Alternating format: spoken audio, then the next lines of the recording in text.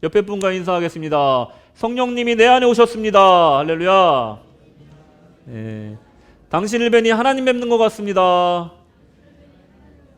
예수님 뵙는 것 같습니다. 예, 천사를 만난 것 같습니다. 할렐루야. 네. 오늘은 성령 강림 주일입니다. 오늘은 성령을 아는가 라는 제목으로 함께 은혜 나누도록 하겠습니다. 여러분, 날씨가 쌀쌀해졌습니다. 여러분, 감기 조심하시고요. 특히 어르신분들은 따뜻하게 입고 다니시기 바랍니다. 아이고, 예. 벌써부터 콜록콜록 하시는 분들 계시네. 아프시면 저한테 혼납니다. 혼나지 마십시오. 아프지 마십시오. 네. 여러분, 신앙생활을 하다 보면요, 누구나 성령에 대해서 듣게 됩니다. 예, 설교를 통해서 또는 찬양을 통해서 여러 가지 노트로 성령에 대한 여러 가지 이야기를 듣게 됩니다. 어느 정도 지식과 관심을 가지고 있게 됩니다. 우리는 종종 성령에 대한 찬양도 부르고요. 그리고 성령에 대한 성경 구절을 접하게 되고 가끔 성령께 도와주시기를, 또 예배에 충만히 임해 주시기를 우리는 기도합니다. 근데 여러분 그런데 제가 질문을 하나 드릴게요. 여러분, 얼마나 성령님에 대해서 알고 계십니까? 성령님은 여러분에게 누구십니까? 이 안다라는 표현, 성령을 아냐, 이 안다라는 표현에는 아주 도전적이고 어떤 면에서는 많은 의미를 포함하고 있는 단어가 바로 이 안다라는 단어예요. 성령을 아는가, 지식적인 암, 또 경험적인 체험에서 오는 암, 정말 비슷하게 보여지지만 전혀 다른 것이라는 것을 우리는 알고 있죠. 우리가 성령에 대해서 어떻게 알고 있는가, 이것을 한번 보도록 하겠습니다. 여러분들은 성령님이 누구신지 체험하셨습니까? 성령님이 우리 삶 속에 역사할 때 어떤 모습으로 나타나고, 또 우리 삶 속에 성령님이 임재하면 어떤 일들이 나타나는지, 또 오늘 우리는 성령이 누구인지, 그리고 그분이 우리 삶 속에서 어떻게 일하고 계신지 살펴보는 시간 가져보도록 하겠습니다. 두 가지로 살펴보겠습니다. 성령님의 어떤 모습으로 우리에게 임하시는가, 둘째로 성령님은 모든 것을 가능하게 한다. 두 가지 주제로 살펴보도록 하겠습니다. 첫째로, 성령은 여러 가지 모습으로 오신다. 때때로 성령님을 우리가 생각할 때 우리가 가지고 있는 이미지가 있습니다. 아주 웅장하고 거대하고 장엄하고 화려한 모습으로, 신적인 모습으로 우리에게 임한다는 것을 우리는 생각을 하죠. 정말로 모를 리가 없는 방식으로 우리에게 임한다라고 우리는 생각을 해요. 그런 신적인 표적으로 나타날 때 성령의 임재를 우리가 모를 수가 없는 거죠. 너무나 눈에 확 띄게 나타나시기 때문에 그래요. 그의 존재를 인정하고 그의 권위를 받아들이고 그의 힘으로 걷는 것을, 그런 경험을 한 사람들은 성령의 존재를 받아들이는 것이 어려운 일이 아니고 마치 운명 같고 숙명같이 받아들일 수밖에 없다라는 거예요. 하지만 성령은요, 이 오순절의 사건처럼 항상 돌풍으로 또 불꽃으로 우리에게 임하는 것은 아니라는 거예요. 성령은 아주 다양한 모습으로 우리에게 임하시는데, 첫째로 성경을 보면 성령은 구름의 모양으로 오셨습니다. 저 쭉 보시면, 밑에 보면 여호와의 전에 구름이 가득한지라, 이렇게. 그 다음 제사장이 그 구름으로 인하여 능히 서서 섬기지 못하였으니, 아주 자욱한 구름의 모습으로 이 성령님이 임하신다는 거예요. 두 번째로 성령님은요, 비둘기의 모습으로 임하십니다. 비둘기의 모습. 제가 개인적으로 비둘기는 싫어하는데 좀 이건 다른 거죠. 예수께서 세례를 받으시고 곧 물에서 올라오실새 하늘이 열리고 하나님의 성령이 비둘기같이 내려 자기 위에 임하심을 보시더니, 그 다음 하늘로서 소리가 있어 말씀하시되 이는 내 사랑하는 아들이요 내 기뻐하는 자라 하시니라. 아멘. 이렇게 비둘기의 형상으로 나타났다고 말씀을 하시는 거예요. 열왕기상 19장 12절에 보시면 또 다른 모습이 있는데, 그것은 바로 속삭이는 모습으로, 목소리로 나타나신다는 거예요. 또 지진 후에 불이 있으나 불 가운데도 여호와께서 계시지 아니하더니 불후에 세미한 소리가 있는지라. 이렇게 성령님께서 여러 가지 모습으로 우리에게 나타나신다는 거예요. 이 성령님의 임재하는 모습이 저렇게 다양하다는 것이 주는 깨달음이 뭘까요? 저렇게 여러 가지 모습으로 우리에게 나타나신다는 것은 우리에게 어떤 의미가 있을까? 우리는 성령의 임재에 대해서 각자 갖고 있는 이미지가 있는데 성경에서 보여준 이 정형화된 이미지 이것이 대부분 우리를 차지할 거예요. 하지만 때론 성령님은 거창하고 웅장한 등장 대신 또 소소한 일상 속에서 세세하게 역사하신다는 것을 우리가 생각해 볼 수가 있다는 겁니다. 엄청난 모습으로, 놀라운 모습으로, 그런 모습으로만 성령님이 임하시는 게 아니라는 거예요. 소소한 우리 일상 속에서 역사하신다는 겁니다. 제가 전에 일할 때 같이 일하던 사장님이 항상 그 현장에 주차할 자리를 위해서 운전하고 가면서 계속 기도를 하더라고요. 그런 걸 가지고 기도하세요? 그러니까 저는 믿어요. 저는 제가 기도할 때마다 항상 좋은 주차 자리를 주셨어요. 이렇게 얘기를 하시더라고요. 아주 세세한 것까지 그분은 기도를 하시더라고요. 최근에 엊그저께 저희 어머니랑 통화를 했는데 간증을 하시더라고요. 이게 좀 굉장히 세세한 간증인데 저희 어머니가 이제 새롭게 남양주에다가 식당을 차리신 지 얼마 안 되셔가지고 좀 형편이 안 좋으셨어요. 그래서 염치불구하고 기도를 하셨답니다. 하나님, 제가 지금 딱 300만 원만 있으면 너무 좋겠습니다, 하나님. 이게 기도를 하셨대요. 근데 평소에 좀 아웅다웅하는 딸내미가, 그러니까 즉 우리 누나가 갑자기 전화를 했대요. 그러더니 엄마 300만 원 보냈어요.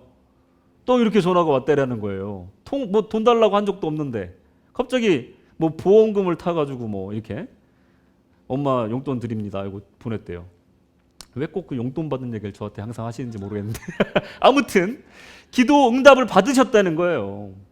그리고 또 장사를 하다가 우리 어머니가 또 이 배달의 민족이니 이런 앱을 잘 못 다루시잖아요. 띵동 띵동 하는데 막 음식 만들 정신이 없는 거예요. 하나님, 오늘은 배달이 하나도 안 오게 해주십시오. 이렇게 기도를 했대요. 그리고 테이블 손님들만 들어오게 해달라고 기도를 하셨대요. 진짜로 그날 테이블 손님만 7명 받았답니다. 적게 본 거예요. 그래서 우리 어머니가 간증하시기를 아들, 나는 기도도 조심해야 될 것 같아. 우리 하나님이 너무 잘 들어주셔. 내가 배달 없게 해달라는 기도는 이제 안 해. 그러시더라고요.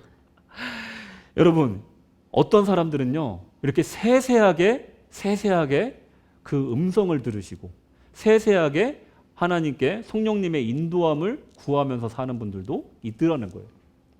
어떠한 엄청난 모습으로 나타나시는 것이 아니라 정말 세세하게 소소한 일상 속에서 인도를 해주신다는 겁니다. 우리가 성령님이 어떻게 일하실까 미리 예측하는 것은 정말로 필요 없는, 의미 없는 일이라는 거예요. 우리 성령님이 어떻게 역사하실 거는 그 누구도 모른다는 거예요. 우리가 예상하지 못했던 모습으로 우리를 축복해 주시고 인도해 주시고 지혜를 주신다는 겁니다. 이것에 대해서 바울 사도는 이렇게 얘기했습니다. 히브리서 13장 2절에 보시면 손님 대접하기를 잊지 말라. 이로써 부지 중에 천사들을 대접한 이들이 있었느니라. 아멘. 이것은 마치 손님 대접을 잘 하라는 말씀처럼 들리지만 사실은 여기에 또 담겨있는 의미가 있어요. 바로 부지 중에도 우리가 선한 일을 할 수 있으니 매사에 주님 뜻대로 인도함을 받으라는 뜻으로 우리가 해석할 수도 있습니다. 여기 부지 중에라는 이 단어를 란사노라는 헬라어 단어를 찾아봤더니 영어로 히든이에요. 히든. 하나님께서 숨기신 거예요. 이게 하나님의 천사인지 또 하나님의 복을 받을 일인지 숨기시는 거예요. 부지 중에 우리가 복 받을 것, 그리고 하나님의 천사를 대접할 수 있는 기회가 온다는 것을 하나님이 숨기신다는 거예요. 의도적으로. 하나님이 이 숨기신 은혜 가운데 우리가 이 은혜를 받고 천사를 대접하고 복을 받으려면요, 이 부지 중에라는 말을 잘 알아야 돼요. 부지 중이란 말을 다른 말로 해석하면 어떻게 될까요? 바로 모든 순간으로 바꿀 수가 있는 거예요. 모든 순간에 우리가 열심히 신앙생활을 할 때 부지 중에 나타났을 때 축복의 기회를 잡을 수가 있다는 겁니다. 어쩌다 한번 선한 행동하면은 이 부지 중을 놓칠 수가 있다는 거죠. 늘 선하게 살고 의롭게 살다 보고 또 주님 뜻대로 살려고 힘쓰고 애쓰다 보면 우리가 부지 중에 하나님 뜻대로 복받는 기회가 올 것이다. 신앙생활은요, 결국은 여러분 하루하루 싸움이에요. 위선과의 싸움입니다. 그리고 신앙의 삶은요, 그 신앙과 그리고 우리 삶의 일치에 대한 고행이에요. 세상 사람들은 우리를 보면서 무슨 기독교인들이 저렇게 본이 되지 않고 그리고 선한 모습이 없냐라고 손가락질할 수 있지만 그것은 우리의 일부분을 봤기 때문에 그래요.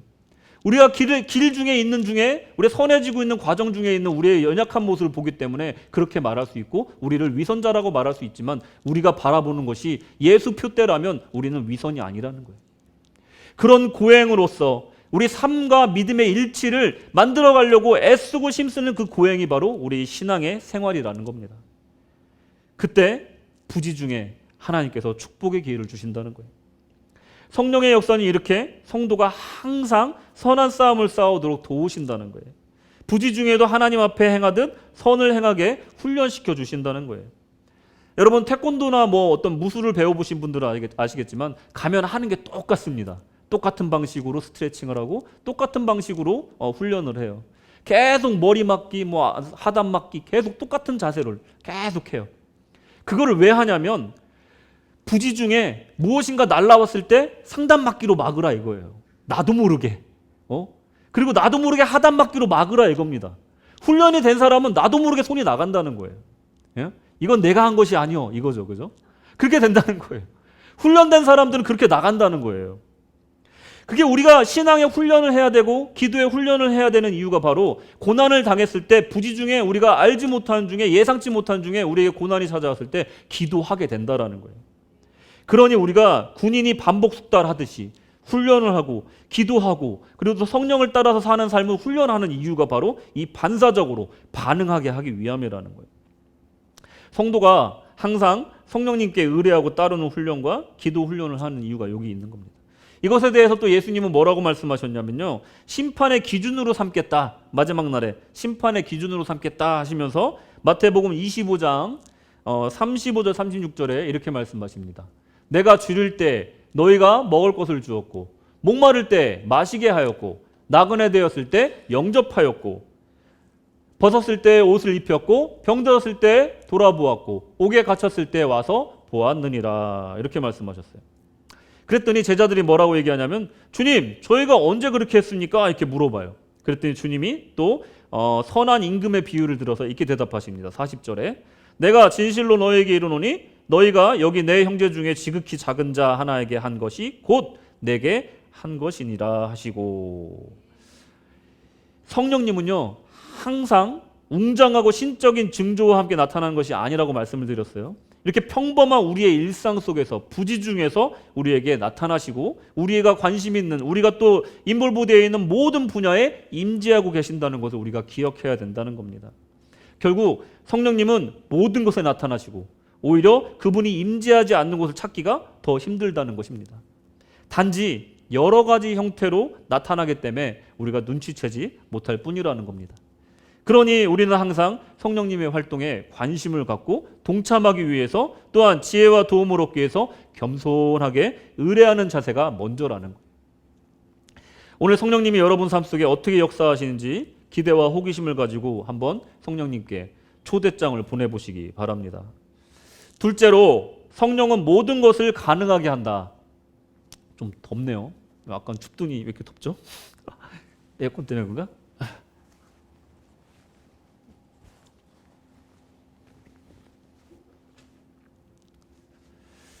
우리가 익히 아시다시피 예수님이 부활하신 승천하신 후에 제자들을 돕기 위해서 보혜사 성령님을 보내실 거다 이게 약속을 하셨어요. 요한복음 14장 26절에 보혜사 곧 아버지께서 내 이름으로 보내실 성령 그가 너희에게 모든 것을 가르치시고 내가 너희에게 말한 모든 것을 생각나게 하시리라. 아멘. 성령님이 우리를 위해서 보내주시는데 우리 주님이 성령님을 보내주시는데 동행하게 하면서 복음의 증인이 되게 하는 일을 하게끔 하나님의 구원의 사역에 그 과정 중에 우리를 쓰시기 위해 하나님께서 성령님을 우리에게 보내주신다는 거예요. 각 사람의 머리 위에. 근데 이게 굉장히 하나님께는 중요한 일이에요. 제가 전에도 말씀드렸지만 우리 예수님께서 승천하시면서 왜 그분을 믿는 사람들 다 데려가지 않으시고 이 땅에 남겨놓으셨을까? 이 질문에 대한 제가 답에 대해서 말씀드린 적이 있어요. 여러분들이 이 시간 이 자리에 앉아있는 이유에 대해서 여러분 생각해 봐야 된다라고 전에 제가 설교 시간에 말씀드린 적이 있습니다. 우리 모두 예수님 믿었으면 구원 받았으면 그러면 천국 가면 되지. 왜 이 땅에 우리가 살고 있을까? 그것은 바로 하나님이 중요하게 생각하는 그 일을 하라고 남겨두신 거라는 겁니다. 우리 구원받은 하나님의 자녀들이 복음의 증인으로 거듭나 그 역할을 훌륭히 수행하는 것이 하나님에게 굉장히 중요한 일이라는 겁니다. 이 모든 과정이 성령을 통해서만 완수될 수 있기 때문에 우리에게 성령을 주셨다는 거예요. 여러분 생각해 보십시오. 여러분이 생각하는 가장 성공적인 인생은 어떤 인생입니까? 또 여러분이 인생에서 가장 중요한 일은 어떤 겁니까? 이 중심으로 우리가 인생을 생각하면 우리의 신앙생활은 정말 단순화시킬 수가 있다는 거예요. 하나님이 생각하시는 가장 성공적인 인생은 바로 하나님의 복음의 증인이 되는 것입니다. 여러분이 일하는 것들 아니면 자녀를 양육하고 또 사회생활하고 가정생활하고 여러 가지 많은 업무들이 있을 수 있겠지만 그 모든 것들이 사실은 하나님의 복음을 증거하는 것으로 귀결되게 돼 있다는 것을 말하고 있는 것입니다. 에이, 당신은 목회자니까 그렇게 얘기하겠죠. 에이, 당신은 구세군 사관이 당연히 그렇게 살겠죠. 콜링 따라 사는 거 아닙니까? 우리는 직업이 있어요. 우리는 또 해야 될 일이 있습니다. 어떻게 매사에 그런 것만 생각하면 삽니까? 이렇게 반론하실 수도 있습니다. 하지만 그 모든 것들이 우리에게 주신 직업 또한 하나님이 주신 고귀한 일이고 그것을 통해서 하나님께 영광이 되는 일이긴 하지만 그 모든 끝에는 하나님께 영광이 되고 복음이 증거되는 역사함으로 귀결돼야 된다는 겁니다. 우리가 일을 해도 하나님을 위해서, 먹어도 하나님을 위해서, 잠을 자도 하나님을 위해서 하라는 것이 바로 그 뜻에 있다는 겁니다. 우리가 성령이 필요한 이유가 뭘까요? 우리가 하나님의 일을 하기 위해서는 성령님이 필요하십니다. 왜냐하면 인간에게는 한계가 있기 때문에 그래요. 능력이 부족하기 때문에 그래요. 생각해 보세요. 사람이 하나님의 일을 할 수가 있을까요? 원래 할 수가 없는 겁니다. 우리가 워낙에 지금 하나님의 일에 동참하고 있기 때문에 느끼지 못할 뿐이죠. 원래는요, 사람은 하나님의 일을 할 수가 없는 거예요. 할 수 없는 인간이란 존재가 하나님의 일을 맡아서 하려니까 능력이 필요한데 그래서 성령님이 우리 안에 임할 수밖에 없었다는 겁니다. 할 수 없는 존재가 하게 만들기 위해서는 외부에서 들어오는 어떤 파워가 필요한 거예요. 그게 바로 성령이라는 겁니다. 그리고 각 개인의 역사는 성령님을 통해 한 사람 한 사람 보호하시고 인도하시기 위해서 성령님을 주신다는 거예요. 성령님은 성도를 견인하신다는 신학적인 용어가 있어요. 천국으로 견인한다고 해요. 주님께로 견인한다는 거예요. 하나님께로 견인한다는 거예요. 이 성령님의 견인하심이 없으면 우리 힘으로 우리가 우리의 구원을 완성하는 것 같지만 그렇지 않다라는 거예요. 그 견인하심이 있어야지만이 끝날에 우리가 천국에 이룰 수 있다라는 거예요. 우리가 하나님의 도우심이 필요 없고 그 지혜가 필요 없다면 우리 성령님의 임재가 절실하게 느껴지지 않을 겁니다. 만약에 우리가 하나님의 일을 하지 않는다면, 하나님 뜻대로 살지 않는다면 오늘 우리가 성령과 동행하지 않아도 이상할 일이 아니라는 겁니다. 여러분, 보혜사라는 단어로 성령님을 표현하고 계세요. 이 말 자체가 도와주시는 분이란 뜻이에요. 우리는 평소에 도움이 필요 없다고 생각합니다. 내 힘으로 잘 살고 있다고 생각을 해요. 하지만 이런 날도 있을 겁니다. 너무나 평범한 일상조차 내 힘으로 감당하기 힘든 날이 분명히 있습니다. 손가락 하나 까딱하기 힘든 정말 어려운 날이 꼭 한 번씩은 다가온다는 거예요. 그때 누군가가 도와줄 사람이 와서 나를 도와준다면 얼마나 고맙겠습니까? 제가 어제 설교 준비하다 잠깐 쉬다가 시사 프로 하나를 봤거든요. 제목이 쓰레기집에 사는 사람들이라는 제목이었어요. 그래서 저는 뭐 좀 특별한 사람들이 나오겠거니 하고 봤는데 놀랍게도 20, 30대 청년들 중에 쓰레기집에 사는 사람들이 있더라고요. 이거는요, DSM-5 그 정신병 그 분류 기준에서 말하는 호더 증후군이 아니에요.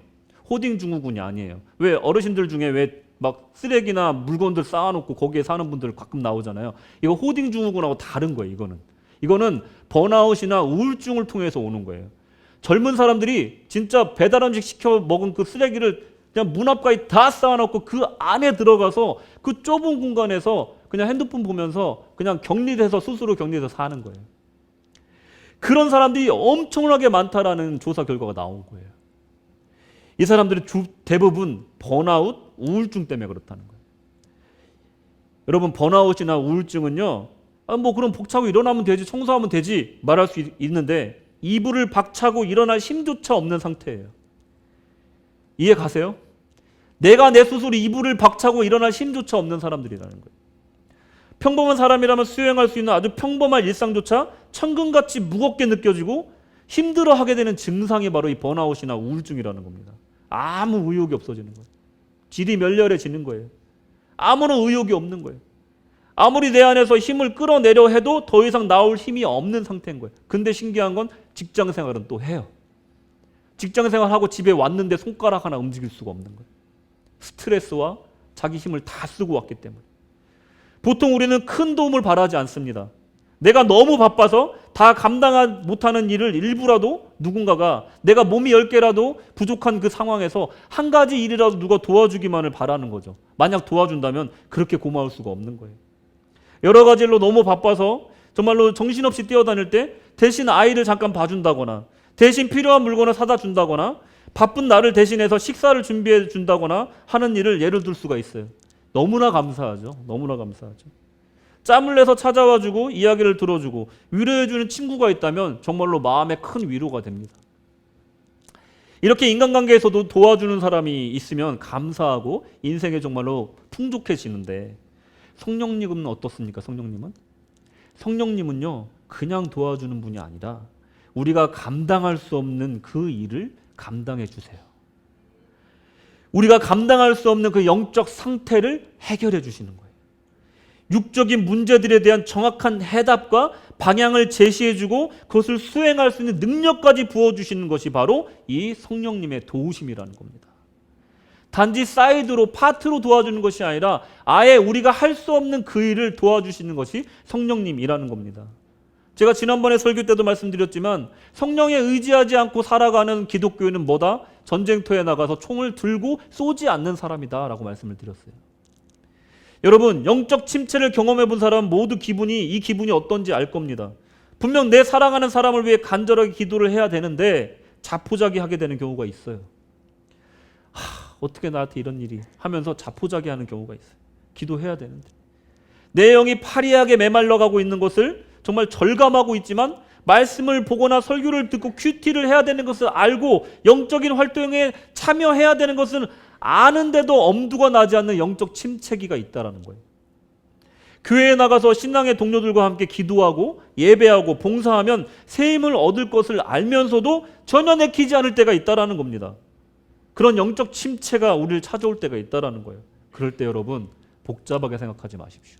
그때 딱 한 가지 기도만 하시면 돼요. 성령님 힘을 주시옵소서. 성령님 힘을 주시옵소서. 이 기도를 꾸준하게 해보십시오. 그 기도가 진심이 실리고 계속되다 보면요 어느샌가 성령님의 이끌림을 받고 있는 자신을 발견하게 될 겁니다. 성령님 도와주시옵소서. 이 시대에 그리고 우리에게 진정 필요한 것은 어떤 노력이나 열정이 아니라 오히려 겸손하게 도움을 청하는 것이라는 것을 우리가 생각해야 된다는 겁니다. 성령님 도와주시옵소서. 성령님 힘을 주시옵소서. 성령님 새롭게 시작하게 하여 주시옵소서. 이 기도로부터 시작을 해야 된다는 겁니다. 성령께 이끌림 받는 사람은 그렇지 않은 사람과 분명한 차이가 있다는 겁니다. 육의 사람은 육의 일에 묻혀 삽니다. 육의 걱정에 묻혀 살아요. 육의 쓰레기에 뭉쳐서 사는 거예요. 하루하루를 사는 겁니다. 고린도전서 2장 14절에 보시면 육에 속한 사람은 하나님의 성령의 일을 받지 아니하나니 저희에게는 미련하게 보임이요 또 깨닫지도 못하나니 이런 일은 영적으로야 분별함이니라. 그들에게 성령님의 그 역사하시면 다 미련한 것으로 보인다는 거예요. 보지도 못한다는 거예요. 영적인 부분을. 그냥 그 현실적인 육적인 문제에 눌려서 그게 보이지가 않는다는 거예요. 근데 반면에 성령의 사람은 고린도전서 2장 13절 우리가 이것을 말하거니와 사람의 지혜에 가르친 말로 아니하고 오직 성령의 가르치신 것으로 하니 신령한 일은 신령한 것으로 분별하느니라. 아멘. 사람의 지혜를 뛰어넘는 신령한 일이 무엇인지 분별하게 된다는 거예요. 사람은 조건과 환경을 볼 수밖에 없어요. 내가 갖고 있는 것만 볼 수밖에 없다는 거예요. 그런데 성령의 사람은 내가 갖고 있지 않는 힘, 내가 할 수 있는 데서 가능성에만 멈춰 있는 것이 아니라 내가 할 수 없는 그 일, 성령이 할 수 있는 그 일을 영적으로 분별하게 된다는 겁니다. 내 앞에 일어난 일에 대한 통찰이 생기고 고난 중에도 감사할 수 있게 된다는 거예요. 절망 중에도 소망의 찬송을 부르게 된다는 겁니다. 성령의 사람은 자기의 능력을 훨씬 뛰어넘는 성령의 일을 하게 된다는 겁니다. 내가 가지고 있지 않던 능력을 영적 힘을 발휘해서 그것을 해내게 만들어 주신다는 거예요. 여러분, 원래 평범하던 사람이 성령에 힘입어 복음을 전하고 그리고 사회에서 큰 영향력을 끼치는 하나님께 영광이 되는 사람으로, 복음 전파하는 사람으로 거듭나는 경우를 우리가 종종 보게 됩니다.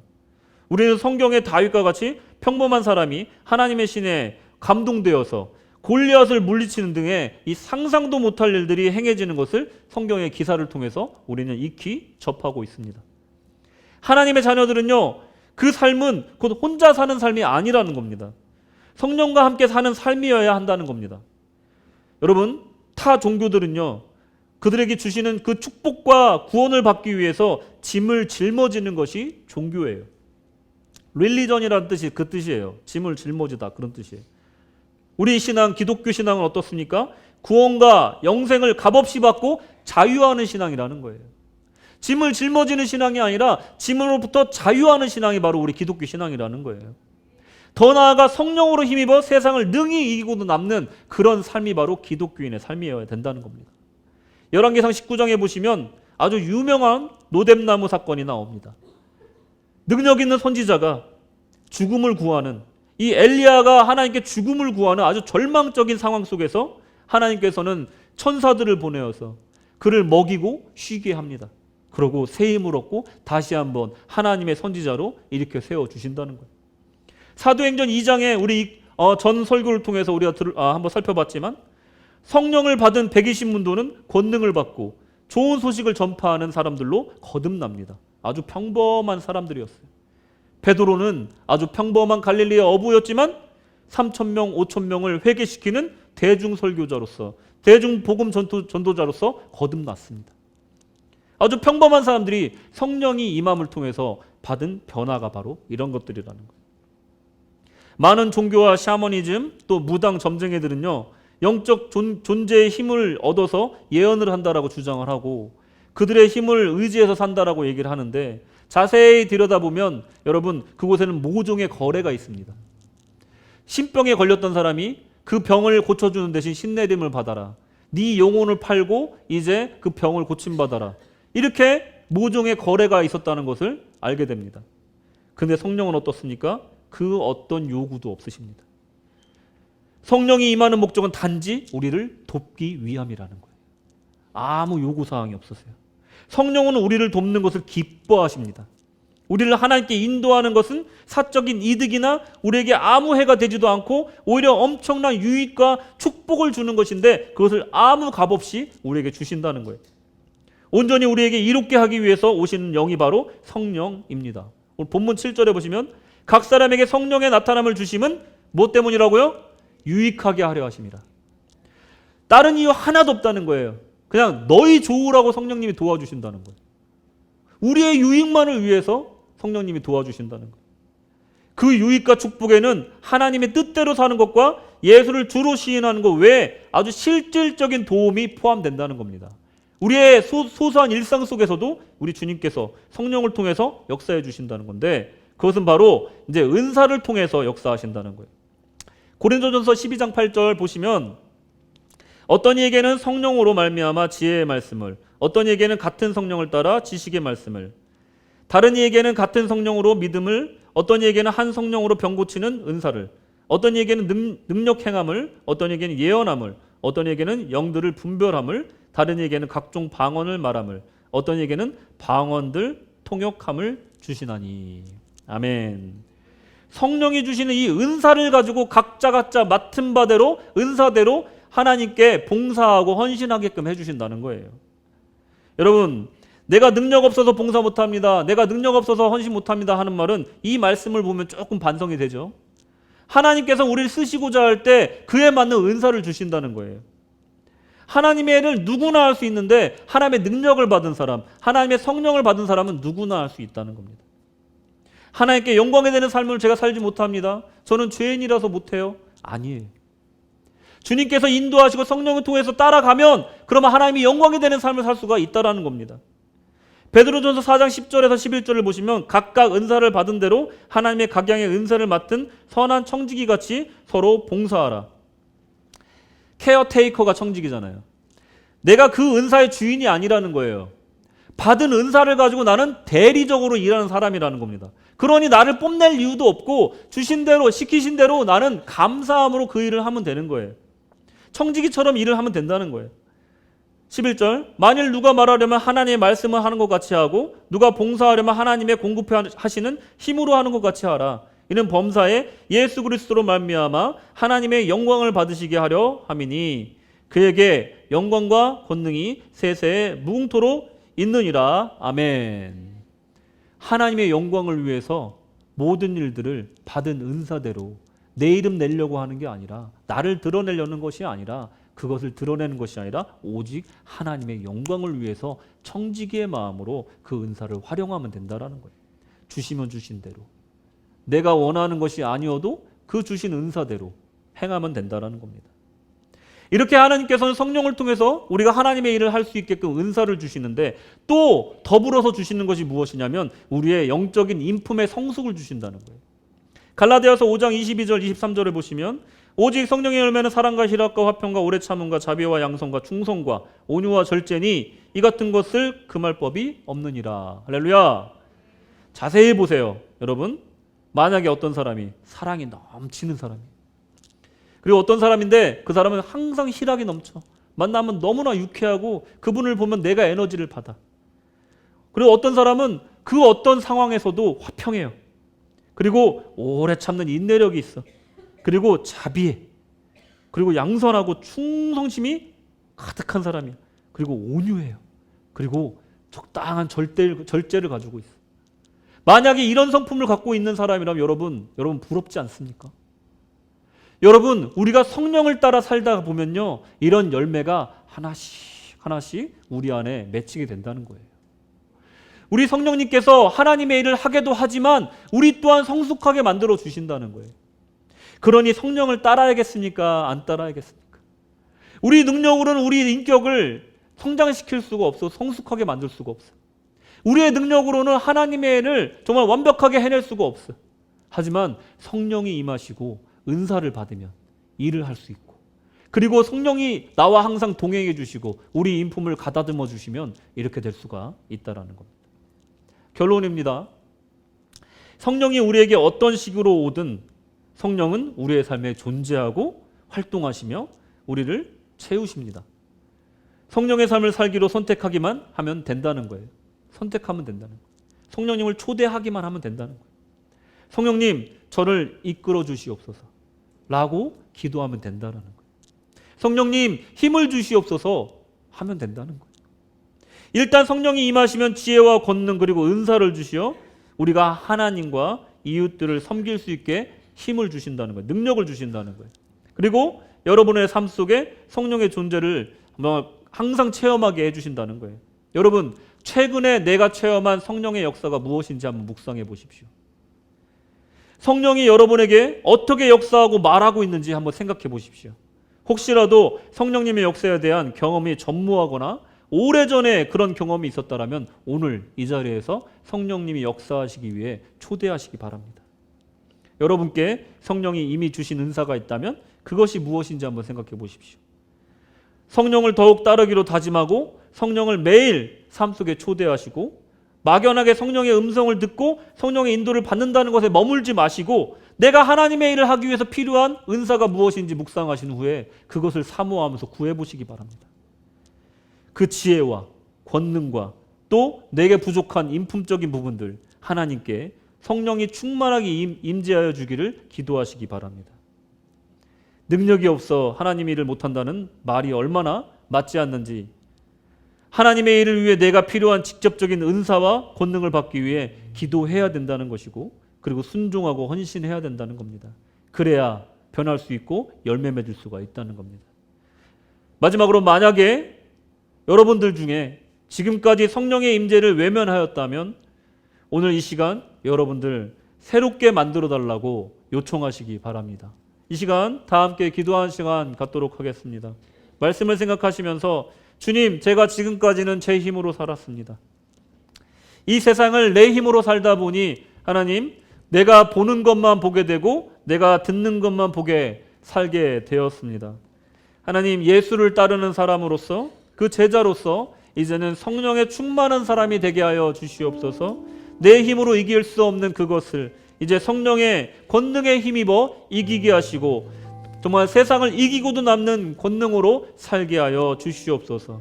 혹시라도 누르지 못하는 인품이 있다면 하나님, 성령의 그 능력으로 그 성숙해지는 인품을 허락하여 주시옵소서. 이 시간 잠시 기도하며 나아가겠습니다. 기도하겠습니다. 하나님, 우리에게 성령을 주심을 감사합니다. 성령을 충만히 더욱더 부어 주시옵소서. 나의 힘으로 살 수 없사오나 나의 지혜로는 살 수 없사오나 성령을 통하여 인도함을 받는 삶을 살게 하여 주시옵소서. 하나님, 내가 주님 안에서 나의 제한된 능력으로 살지 말게 하시고 허덕이며 살지 말게 하시고 영으로 살게 하시며 성령을 통하여서 살아갈 때 하나님의 귀한 자녀로 살아가게 하시고 하나님이 기뻐하시는 삶을 통하여 생명을 살리는 가치 있는 삶으로 나아가게 하시고 인도하여 주시옵소서. 하나님, 내가 지금까지는 주님의 역사를 정말 외면하고 살았다면 하나님, 주의 역사하심을 바라보며 살아갈 수 있도록 붙잡아 주시고 인도하시며 오직 성령께 도움을 청하며 나아가게 하소서. 하나님, 주님의 자녀들에게 이 시간 도와주시옵소서. 힘을 부어 주시옵소서. 지혜와 권능으로 함께 하시고 동행하여 주시옵소서. 할렐루야. 사랑의 아버지, 우리를 구원해 주신 것만으로도 감사한데 또한 우리의 죄 가운데서 우리를 대신하여 피값을 치르시고 우리 죄값을 치르시고 우리를 죄악과 사망 가운데 구원하여 주신 것만으로도 감사하온데 우리를 자녀 삼아 주시고 입양하여 주시어서 정말로 주님의 자녀라 아바 아버지라 부르지 못하는 존재였으나 이제는 아바 아버지라 부를 수 있는 하나님의 자녀로 만들어 주시니 감사합니다. 그리하여서 아들의 영으로 하나님의 영으로 우리를 눈동자같이 지켜주시고 어려워서 힘들어서 탄식할 때마다 우리 손을 잡아주시고 갈 길을 보이시며 능력 부어주시며 다시 일어날 수 있는 힘을 부어주시며 보리떡으로 물로써 마시고 먹이시며 쉬게 하시어서 다시 한번 일어날 수 있는 힘을 항상 부어주시는 성령이 우리와 함께하여 주심을 감사합니다. 혹시라도 지금 정말로 절망 가운데 있는 성도가 있다면, 셈이 필요한 성도가 있다면 이 시간 그 심령 가운데 성령이 충만하게 임하게 하여 주시옵소서. 새 힘을 주시옵소서. 이 세상을 능히 이기고도 남게 하여 주시옵소서. 기도하게 하여 주시옵소서. 주님께서 주님의 복음의 증인으로 거듭나게 하여 주시옵소서. 주께서 함께 하시기를 간절히 소망하오며 예수님의 이름으로 기도드렸습니다. 아멘.